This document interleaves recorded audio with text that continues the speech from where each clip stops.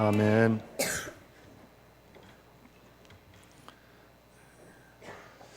날씨가 해도 안 나는데 몹시 아주 무덥습니다. 어제가 대세였습니까?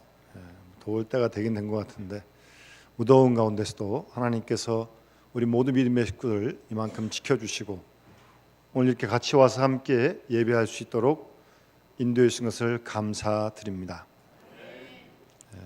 우리 교인들이 대부분 멀리 사시는 교인들이 많으신데 먼 길을 멀다 하지 않으시고 이렇게 기쁨으로 오셔서 함께 예배하게 되는 것도 감사드립니다. 금방 불렀던 우리 귀한 찬양 시편 23편에 있는 시편을 노래한 시인데 언제 들어도 좀 은혜가 되고 금방 그 가사에 보니까 어디서나 언제든지 주님께서 나를 안아주신다고 그렇게 가사가 있네요. 주께서 우리 한 사람 한 사람을 어디서나 언제든지 안아주시는 줄 믿습니다. 그 은혜를 힘입고 우리가 또 하루하루 믿음으로 승리해 갈 수 있기를 주의 이름으로 축원합니다. 여러분 우리가 군인을 보면서 좀 군인의 모습은 좀 이렇게 됐으면 좋겠다. 그런 이상적으로 그리는 군인의 모습이 있지 않습니까? 아무래도 군인은 군기가 좀 들어있고 힘차고 좀 박력도 있고 좀 그런 군인의 모습 우리가 그리지 않습니까? 그러지 않고 군인이 맥에 쭉 빠져가지고 이렇게 터벅터벅 거리면 이게 어디 군인 같지도 않고 그래가지고 싸워서 이길 수도 없을 것 같고 학생들도 이렇게 가만 보면 공부하는 어떤 집중력이라든가 눈이 좀 초롱초롱하고 말입니다. 좀 이렇게 선생님이 뭘 가르쳐 주시면 막 언제든지 배우겠다는 그냥 마음이 가득 차 있는 것처럼 입을 확 벌리고 있는 것처럼 그러고 학생이 앉아 있으면 선생님도 열심히 가르치고 그럴 거 아니겠습니까? 그렇지 않고 수업 시간에 꾸벅꾸벅 졸고 있고 먼 산이나 쳐다보고 있고 그러면 가르치는 선생님도 별로 재미가 나지 않습니다. 그렇게 군인의 어떤 우리가 이상적인 모습을 그려보고 또 학생들의 어떤 바람직한 모습을 그려보듯이 여러분 우리 모두가 다 예수 믿는 그리스도인 아닙니까? 그렇습니까? 안 그렇습니까? 우리 다 그리스도인입니다. 예수를 믿는 그리스도, 예수님을 알고 얻고 그 안에 살려고 하는 그리스도인들이에요. 그럼 그리스도인들도 어떤 그리스도인 나름대로 어떤 분명한 특징의 모습이 있어야 되지 않겠습니까? 여러분은 스스로 여러분들의 모습 속에서 혹시 만족하십니까? 한번 스스로도 살펴보시고 오늘 특별히 본문 속에서 사도바울이 말씀하시는 세 가지 그리스도인의 모습을 다시 한번 우리 함께 마음에 새기고 우리의 좀 흐트러진 모습들을 좀 더 모아서 이런 모습으로 회복했으면 하는 마음이 간절합니다. 본문에서 사도 바울이 말씀하시는 그리스도인의 모습 세 가지는 한번 따라합시다. 첫 번째는요, 주 안에서 항상 기뻐하라. 아멘. 주 안에서 항상 기뻐하는 모습이 그리스도인의 모습이라는 겁니다. 여러분 지금 이 시간 하나님께 예배하는 시간 기쁨이 혹시 있습니까? 기쁨이 제가 보니까 충만하시네요. 멀리서도 이렇게 힘차게 아침에 보니까 주방에 봉사하시려고 어떤 권사님이 7시도 안 됐는데 집도 멋인데 힘차게 걸으시더라고요. 아주 얼굴에 기쁨이 충만하시더라고요. 바로 그 모습이 그리스도인의 모습입니다. 주 안에서 항상 기뻐하라. 얼굴에 괜히 쇼펜하우의 제자처럼 얼굴에 인상 쓰고 그렇게 하시면 안 됩니다. 그럴 일이 있죠. 살다 보면. 그럼에도 불구하고 내가 그리스도인이니까 기쁨의 모습을 우리가 회복할 수 있어요. 두 번째 본문에서 말씀하시는 그리스도의 모습은 따라합시다. 너희 관용을 모든 사람에게 알게 하라. 아멘.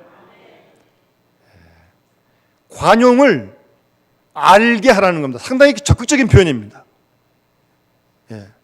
관용 있는데 있는 거로 그냥 끝나지 말고 너희 관용을 다른 사람들이 알게 하라는 거예요.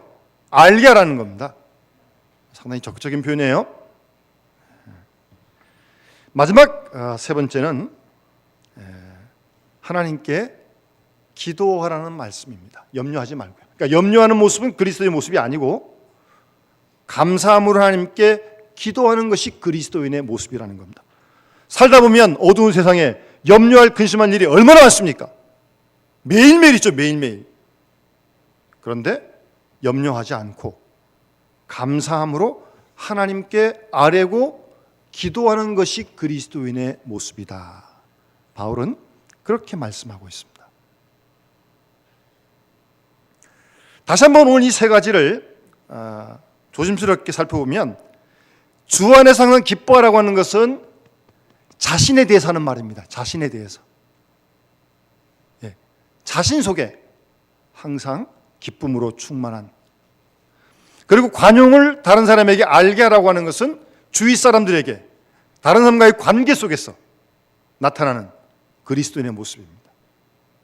그리고 하나님께 기도하는 것은 하나님과의 관계 속에서 기도하는 모습으로 나타나는 것이 그리스도인이다. 늘 기억하시고 일단 되든 안 되든 기뻐하라고 말씀하시니까, 명령하시니까 기뻐하라고 그랬더니 어떤 분이 그래요. 목사님, 기뻐할 일이 없는데 어떻게 기뻐합니까? 그러시더라고요. 여러분, 애들이 우는데 너 울지 마, 울지 마. 그런다고 애가 안 웁니까? 계속 우는 거죠. 그런 게 사실이에요.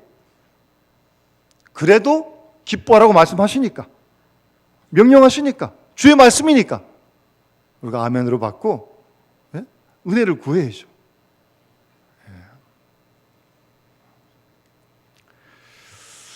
우리가 잘 아는 대로 그 데살로니가전서 5장 끝부분에 보시면 항상 기뻐하라, 쉬지 말고 기도하라, 범사에 감사하라. 보통 이 세 가지를 그리스도인의 3대 덕이다 그렇게 표현합니다. 항상 기뻐하라, 쉬지 말고 기도하라, 범사에 감사하라. 이것이 너를 향하신 하나님의 뜻이다라고 말씀하지 않습니까? 그러니까 우리가 우리 스스로를 돌아보면서 내가 무엇을 기뻐하고 있는지, 언제 기뻐하고 있는지,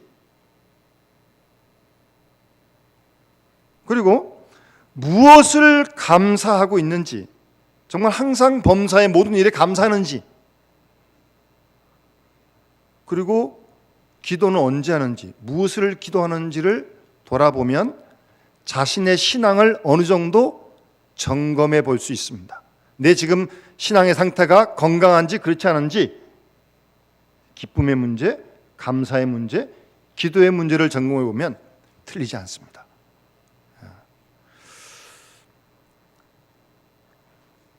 그 세 가지를 덕이라고 말씀하시는데 오늘 내용도 이어지면서 어쨌든 기뻐하라는 것이 첫 번째 그리스도인의 모습입니다. 여러분, 주 안에서 항상 기뻐하라고 말씀하시는데 여기서 주 안에서라는 말을 조금 의역을 하면 주님 때문에 기뻐하라는 겁니다. 주님 때문에. 그러니까 기쁨의 이유가 나한테 있는 게 아니고 주님한테 있다는 겁니다. 주님 때문에 기뻐하라는 겁니다. 이 기쁨은 세상 기쁨과 다릅니다. 물질적인 것과 세상적인 어떤 성취감에서 얻어지는 그런 기쁨이 아닙니다. 주님과의 관계 속에서 제일 중요한 기쁨이 뭐겠어요? 역시 우리 그리스도인의 기쁨의 내용은 죄 사함을 받았다고 하는 것이 가장 큰 기쁨인 줄 믿습니다. 여러분, 그렇습니까? 그래서 우리가 나 같은 죄인 살리신 그 은혜 놀라와 그 은혜 고마와 계속 찬송 부르는 거 아니겠습니까? 우리가 우리 스스로의 힘으로 죄를 씻을 수 없습니다. 죄 사함 받을 수가 없습니다. 그리스도의 보혈의 피가 아니면 우리 죄 용서받지 못합니다. 내 선행이나 노력으로 절대 되지 않습니다. 전적인 그리스도의 십자가의 보혈의 피로만 우리가 죄 사함을 받았습니다. 죄에서 구원을 받았습니다. 그래서 기뻐하는 겁니다. 그래서 기뻐하는 겁니다. 사람들은 어떤 어려움을 당하면 그 어려운 일이 죄 때문이라고 생각하고 하나님의 저주라고 생각하면서 두려워합니다. 그것은 잘못된 생각입니다. 이미 예수를 구주로 믿고 구원받은 죄사함 받은 사람이라면 어떤 어려움이 와도 어떤 힘들이 와도 그것이 저주가 아니라 심판이 아니라 하나님에서 사랑 속에서 되어진 일인 줄 믿습니다. 어려움을 당해도 그 고난이 하나님께서 나의 연단을 위해 주신 고난으로 그렇게 받아들이는 겁니다. 저주가 아닙니다. 심판이 아닙니다. 두려워하지 않습니다. 오히려 더 감사하는 겁니다. 그 고난 중에도 말입니다. 죄 사함 받은 기쁨, 바로 그것이 그리스도인의 가장 기본적인, 가장 우선되는 기쁨입니다. 그래서 우리가 내 죄 사함 받고 구원받은 찬송을 우리가 계속 부르는 거 아니겠습니까? 곧 하나님의 자녀된 기쁨이요 곧 영원한 생명을 얻은 기쁨인 줄 믿습니다. 내 말을 듣고 나 보내실 믿는 자는 영생을 얻었고 심판이 이르지 않으니 사망에서 생명으로 옮겼다고 말씀하신 그대로 하나님의 백성이 되고 영원한 생명을 은혜로 선물로 얻은 그 사실이 기쁜 거예요. 이번 주간에도 우리 지난 주간에도 우리 오해경 목사님 아버님 오석기 목사님이 하나님 나라의 부르심을 받으셨는데 그 딱 가니까 빈소에 나는 부활이요 생명이냐는 성구를 이렇게 딱 갖다 놓으셨더라고요. 그리고 사모님이 참 편안하세요. 목사님 먼저 보내드리셨는데 사모님 얼굴이 너무나 편안하세요. 제가 사모님 얼굴 뵙고 제가 은혜를 받았어요. 그리고 그 부활이요 생명이라는 그 말씀이 거기 또 이렇게 있으니까 더 확 들어오더라고요. 우리가 예수를 믿고 죄 사함 받고 그리스도가 부활하심으로 부활 생명 되신 우리 예수 믿음으로 우리도 부활 줄로 믿는 영생하는 그 기쁨이 그리스도의 기쁨인 줄 믿습니다. 죽음도 이길 수 있습니다. 죽음도 문제가 되질 않습니다. 그런 기쁨으로 우리가 살아가는 겁니다. 그래서 주 안에서 주님 때문에 항상 언제든지 기뻐하라는 겁니다. 한 가지 더 우리 그리스도인들에게는 하나님의 일꾼된 기쁨이 있습니다. 부족하지만 주님의 손에 붙들려 사용되어진다고 하는 그런 기쁨이 있습니다. 조그만 물질이지만 내가 정성껏 바친 그것이 하나님 나라를 위해 귀하게 쓰임받고 있다고 하는 그 사실이 기쁜 거예요. 우리가 이제 벌써 선교관을 하는 허락하신 지가 이제 4년째가 되오는데 뭐 우리 교회에 뭐 부자가 있습니까? 재벌이 있습니까? 온 교들이 마음을 모아서 정성껏 헌금을 하고 그것도 기쁨으로 하고 그리고 이제 건물이 웬만큼 져진 다음에 그 안에 필요한 여러 기물들 하나하나 온 교인들이 기쁨으로 헌물을 하고 그래서 하나하나 채워지고 뭐 여기 여러분 앉으신 의자도 그렇고 강상도 그렇고 다 이 리모델링 할 때 우리 교인들이 다 기쁨으로 다 드린 거 아니겠어요? 정말 아무도 모르게 저한테 가져와서 목사님 꼭 이 일에 써주십시오라고 그리고 그 얼굴이 정말 기뻐요. 하나님 나라의 일꾼으로 쓰임받는다고 하는 그 일, 기쁜 거죠. 그런 기쁨입니다. 지금 사도 바울이 빌립보 감옥 속에 들어가 있습니다. 지하 감옥입니다. 돌로 된 감옥입니다. 어둡고 침침하고 습기가 차고 그리고 쇠사슬로 묶어두는 그런 감옥이었습니다. 지금 그 감옥 속에 지금 몇 해째 갇혀 있는데 거기서 지금 기뻐할 이유가 뭐가 있습니까? 기뻐할 일이 뭐가 있어요?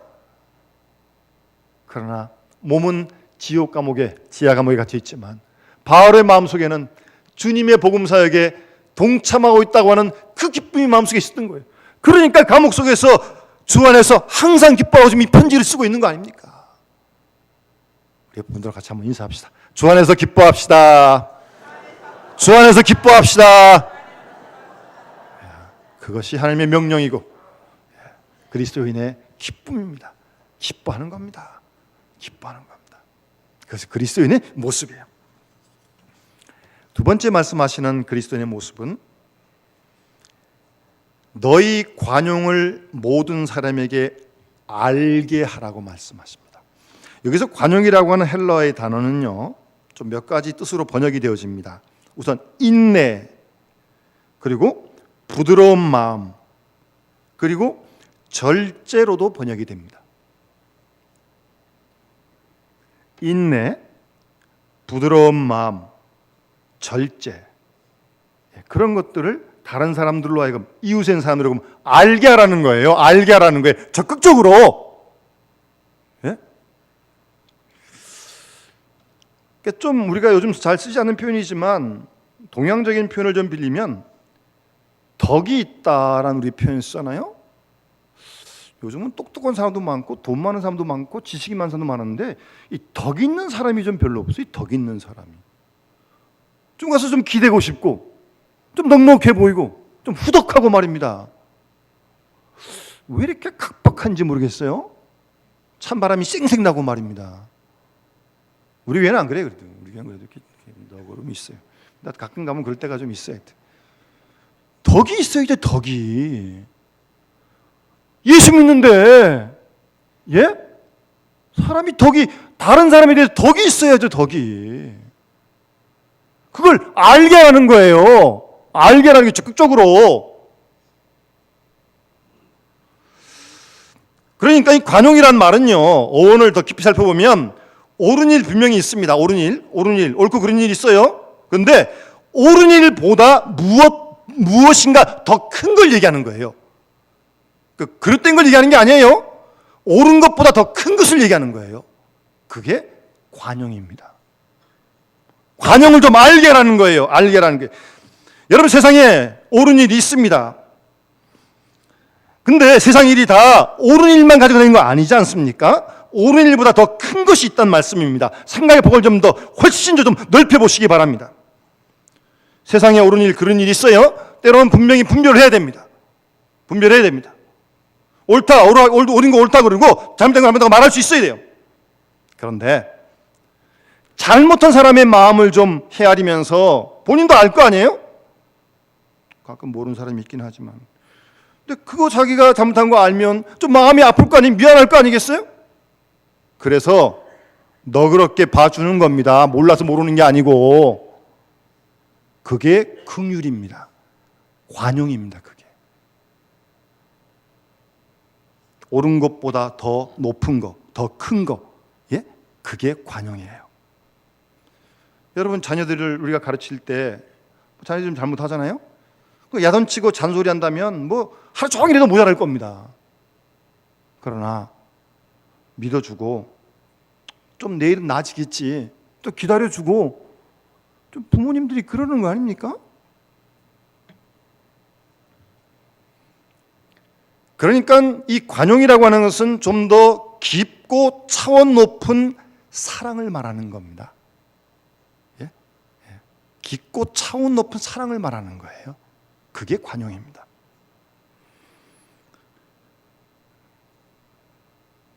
그렇다고 해서 잘못을 가리는 것이 나쁘다는 얘기 아닙니다. 잘못한 건 분명히 잘못한 거예요. 죄를 진 건 분명히 죄를 진 거죠. 요즘 맨날 뭐 뉴스에 나오는 거 보니까 다 죄를 진 거죠. 그거 잘했다는 게 아니에요. 바른 말 필요할 때 해야 합니다. 그런데 바른 말보다 더 높은 게 있다는 말씀입니다. 참아주는 겁니다. 몰라서 모른 척하는 게 아니고요. 안다고 다 말하는 거 아니고 보았다고 다 비판하겠습니까? 그러는 거 아닙니다. 옳은 것보다 더 큰 거, 그것이 관용입니다. 관용. 일반적으로 보면 이 관용은 기쁨과 함께 병행합니다. 거의 틀림없습니다. 이건 이기적인 기쁨이 아니라 자신의 기쁨이 다른 사람에 뻗어가는 그런 기쁨, 생산적인 기쁨을 말하는 것입니다. 일반적으로 보면 관용 있는 사람들 보게 되면 슬프고 어두운 사람이 별로 없어요. 다 기쁘고 넉넉한 사람이 일반적으로 다 관용을 베풉니다. 자신이 기쁘니까, 자기가 좋으니까. 관용과 기쁨은 병행하고 그 기쁨은 다른 사람들에게 미친다는 말씀입니다.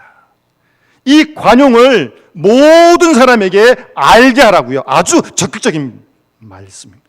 관용은 숨길 수가 없습니다. 모든 사람이 알 만큼 관용하라는 말씀입니다. 그런데 더 중요한 이유는요, 왜 관용을 해야 하느냐? 5절 말씀 보십시오. 주께서 가까우시니라 라고 말씀하고 있습니다. 예? 주께서 가깝다고요. 무슨 말입니까? 우리 개인적으로 말하면 우리가 언제 세상을 떠나는지 우리가 알지 못하는 거 아닙니까?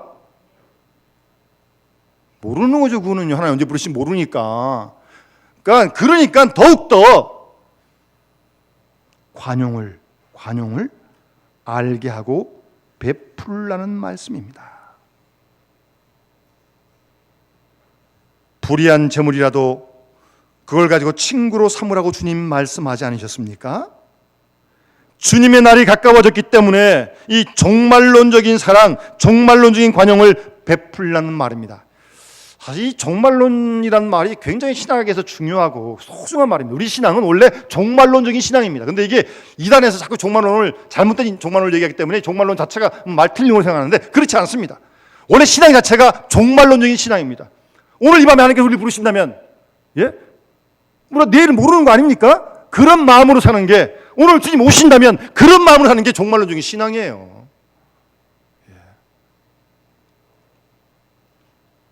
주께서 가까우시기 때문에, 언제 우리를 부르실지 모르기 때문에 관용을 알게 하라는 거예요. 나중에요? 언제요? 언제 안에 부르실지 모르는데요? 우리 지난 주간에 우리 오해경 목사님 아버님 오스키 목사님께서 하나님 나라에 가셔서 장례를 어제 잘 마쳤습니다만, 제가 참 이번 장례를 지내면서 참 놀라웠고 은혜를 받은 사실은 우리 오 목사님이 시신을 기증하셨더라고요. 저는 몰랐습니다. 여러분, 일반적으로 장기 기증과 시신 기증은 다릅니다. 장기 기증은 뇌사 상태에 있는 환자가 일부 기능 장기를 기증하는 거고요. 시신 기증은 돌아가시면 바로 시신을 의과대에다 다 갖다 전체를 다 기증하는 겁니다. 그러니까 목요일 날 돌아가셨는데 연락을 해서 세브란에서 와서 목사님 시신을 그냥 그대로 병원을 모시고 갔습니다. 제가 들은 바 없어요. 근데 장례식 준비하면서 제가 가만히 이렇게 생각을 해보니까 참 우리 목사님이 이 마지막 세상을 떠나시면서까지도 메시지를 주고 가시는 거예요. 우리 이 몸이라는 거 흙에서 와서 흙으로 가는 거 아닙니까? 뭐 화장을 하든 매장을 하든 이게 뭐 하나님 생명의 기운을 거두시면 이건 뭐 그냥 하나의 육체 덩어리 아닙니까? 그것까지 학생들 공부하는데 기증하시는 거예요. 제가 아무리 생각해도 참 생각이 건강하시고 정말 믿음으로, 그런 분이 뭐 죽음에 대한 두려움이 있겠습니까? 제가 알기로는 용 목사님이 재작년에 이 전립선 암을 수술하셨는데 수술 받고는 항암 치료 안 받으셨어요. 곧바로 퇴원하셔서 공전 내려가셨었는데, 참 그런 걸 보면 정말 죽음에 대한 준비도 하셨고, 빈손을 왔다 빈손 가는 거고, 거저 받으시니 거저 주는 거고, 여러 가지 메시지를 많이 주시고 하시더라고요. 세상 떠나면서까지 우리가 관용을 그렇게 베풀 수 있어요. 근데 언제 떠날지 몰라요. 그러니 지금 살아계실 때 다른 사람들에게, 주위 사람들에게 관용을 알게 하세요. 알게 하세요. 움켜쥐지 마시고 알게 하세요. 그것이 그리스도인의 모습이라는 겁니다. 세상은 갈수록 다 안으로 내 거밖에 모르고 그냥 바둥바둥거리고 그냥, 우리가 그런 데 살다 보니까 우리도 그냥 같이 어울리다 보니까 이게 정신 못 차리면 또 비슷해지는 거죠. 그럼 우리 말씀대로 살아야죠. 말씀대로요. 너의 관용을 모든 사람에게 알게 하라고 말씀하십니다. 교회도 알게 해야 되는 거예요. 교회도. 그리스도의 몸된 교회가 교회인데 그리스도의 관용을 우리가 교회가 알게 해야죠. 그리고 세 번째는 아무것도 염려하지 말랍니다. 얼마 전에 그 리더스 다이제스트를 보니까 이 근심하는 거요, 이게 버릇이라고 합니다. 버릇. 걱정 의심을 자꾸 이렇게 하다 보면요, 이게 버릇이 돼요. 버릇. 그러면서 이 잘못된 버릇을, 근심을 7가지 소개한 게 있는데 한번 들어보세요. 첫 번째, 지나간 일을 염려하는 것입니다. 여러분 그런 거 있으시죠? 딱 어제 지났는데 이거 참 그러지 말아야, 이미 지나갔는데, 지나간 일이 붙들고 늘어져 봐야 뭐합니까? 이미 지나갔는데, 엎어졌는데요, 끝났는데. 그런 거 염려할 거 없어요. 쓸데없는 염려예요. 그렇잖아요. 이미 지나갔는데요. 뭐 안타까워도 할 수 없는 거죠. 뭐 어떡합니까? 그러니까 지나간 후에 그런 일에 후회하는 거, 빨리 그런 버릇을 좀 끊어야 됩니다. 두 번째는 있을 수도 있고 없을 수도 있는 일을 걱정합니다. 아직 안 일어났어요. 근데 이럴 수도 있고 저럴 수도 있어요. 근데 안 좋은 쪽으로 생각을 하는 거예요. 이러면 어떨까? 아직 안 일어났는데 놔두세요. 그 일이 이렇게 될지 저럴지 나중에 아니까 그때 가서 됐는가 미리 땡겨가지고 염려할 필요 없다는 거예요. 우리가 그런 일을 참 많이 해요. 이럴 수도 있고 저럴 수도 있는데 이렇게 되면 안 좋으면 어쩔까? 아직 상황이 안 벌어졌는데 좋은 쪽으로 생각하시고 기다리세요. 그러니까 생길 수도 있고 생기지 않을 수도 있는 일을 가지고 걱정하는 건 맹랑한 걱정이라는 거죠. 맹랑한 걱정이죠. 모르는데 아직. 세 번째, 뜻대로 안 된다고 걱정합니다. 아니 세상 일이 뜻대로 되는 일이 몇 가지 됩니까? 몇 가지. 나도 내 마음대로 하고 내 자식도 내 마음대로 안 되는데 뭐 내 뜻대로 안 되고 걱정을 한다고요? 오만불순한 생각입니다. 그런 거. 어떻게 세상 일이 다 내 마음대로 됩니까? 겸손하지 못하죠. 네 번째, 자신을 내세우고자 하는 명예욕, 그것 때문에 걱정합니다. 이 자존심 이런 것들이죠. 예? 누가 나를 좀 어떻게 하면 어떡할까? 뭐 걱정을 하건 안 하건 상황 그대로예요. 그거 가서 그렇게 붙들고 연연할 필요 없고요. 남이 알아주면 어떻고 안 알아주면 어떻습니까? 그런 평판에 신경 쓸 거 없어요. 다섯 번째는 완전히 맡기지 못해서 걱정합니다. 뭐 어떤 일을 누구한테 이렇게 맡겼어요. 좀 하라고 부탁했어요. 근데 저 녀석이 바로 할까 이거. 맡겨놓고 걱정하는 거예요. 맡겨놓고. 제가 전에 언제 한번 우리 친구 목사님 한번 토요일 날 한번 지방에 제가 휴가 때 한번 간 적이 있는데 이 목사님이 이제 혼자 뭐 이렇게 목회를 하니까 시골에서 밤에 들어가서 만났는데 밤에 주일 내일 할 주보를 이렇게 만들고 있어요. 아니 목사님 그거 밑에 전사님 좀 시키시지 토요일 날 밤늦게까지 주보를 이렇게 하고 계시냐고. 마음에 안 들어서 못 맡기시겠대. 밤 12시가 돼가는데 그 토요일 날 내일 주일인데 그때 주보 이렇게 해가지고 지금 너무 피곤하게 사시더라고요. 좀 마음에 안 들어도 맡기세요. 맡겼으면 걱정하지 말고요. 맡겼는데 뭐 그 사람이 할 걸 놔둬야지 뭐 어떻게 할까? 맡기지 말든가 그러면. 맡겨놓고 왜 그걸 걱정하고 있어요 도대체. 좀 마음에 안 들어도 놔두는 거고. 더 무서운 건요. 하나님께 맡겼다 그러고 걱정하는 거예요. 하나님께 맡겼다 그러놓고는. 하나님을 못 믿는다는 거 아닙니까 그거는. 예? 염려 음식을 다 맡기라는데 다 맡겼다 그러놓고는 또 끄집어 내려가지고 또 걱정하고. 다 이게 불필요한 염려입니다. 버릇이 돼요. 그런 거 자꾸 습관이 된단 말이에요. 또 하나 자연 발생적인 것에 대한 걱정입니다.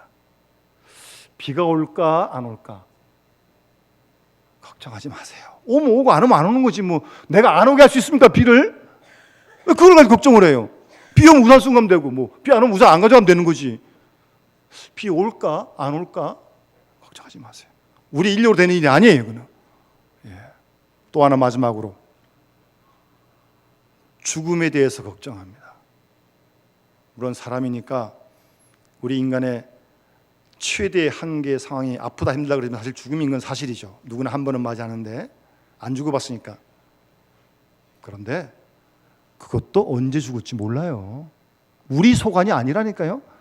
우리 오 목사님도 86세로 가시긴 하셨지만 사실은 이렇게 갑자기 가실지 몰랐어요. 좀 더 그렇게 하여튼 집에 계셨는데 몰라요. 우리가 하나님 언제 부르실는지는 모르는 겁니다. 그러니까 한 번은 맞이할 거니까 죽음에 대한 염려 걱정도 맡기세요. 특히 우리가 영생을 믿고 사는데 한번 거쳐야 할 과정인데 그렇게 믿고 죽음에 대한 걱정 염려 내려놓는 겁니다. 그게 그리스도인의 모습이에요. 그러니까 그래서 아무것도 염려하지 말고 그 다음에 모든 일에 기도와 간구로 너희의 구할 것을 감사함으로 아뢰라라고 말씀. 감사함으로 기도하라는 겁니다. 우리가 복음서에 보게 되면 예수님께서 나사로를 살리실 때도 아버지여 내 말을 들으신 것을 감사합니다라고 말씀하시고 나사로에 나오라고 이렇게 부르셨어요. 또 오병이어의 기적을 베푸실 때도 축사하시고라는 말씀이 있는데 그게 감사했다는 말입니다. 감사하시고 그리고 기도하신 거예요. 그래서 오병이어의 기적이 일어났던 것입니다. 여러분 감사함으로 기도하세요. 감사함으로 하나님께 기도하세요. 그러면 하나님의 평강이 그리스도 예수 안에서 우리의 마음과 생각을 지켜주시겠대요. 염려하지 말고 감사함으로 하나님께 기도하면 그리스도의 평강이, 하나님의 평강이 그리스도 예수 안에서 너의 생각을 지키자. 다른 번역에 보면 우리의 생각과 마음을 덮을 것이다 그랬어요. 이게 또 아주 확고한 표현 같아요. 아주. 그리스도의 평강이, 하나님의 평강이 우리를 완전히 덮어버려요. 그러니 근심, 걱정이 자리 못 잡는 거죠. 완전히 덮어야 됩니다. 그러려면 염려하지 말아야 되고 감사함으로 하나님께 기도해야 돼요. 그럴 때 하나님의 평강이, 하나님의, 우리의 생각을 뛰어넘는 하나님의 평강이, 샬롬이 우리의 마음과 생각을 완전히 덮어버린다는 겁니다. 여러분, 그런 은혜를 구하면서 우리가 어디서든지 언제든지 살아가는 것이 그리스도인의 삶이라는 겁니다. 그리스도인의 모습이라는 겁니다. 우리가 이런 모습들을 회복하면서 이 땅에서 그리스도인으로 우리가 믿음으로 당당하게 살아가며 하나님을 기쁘시게 드리고 영광 돌리는 그런 우리 모든 믿음의 수 됐기를 주 이름으로 축원합니다. 우리 주신 말씀 기억하면서 216장 우리 함께 찬양 부르면서 봉헌하도록 하겠습니다.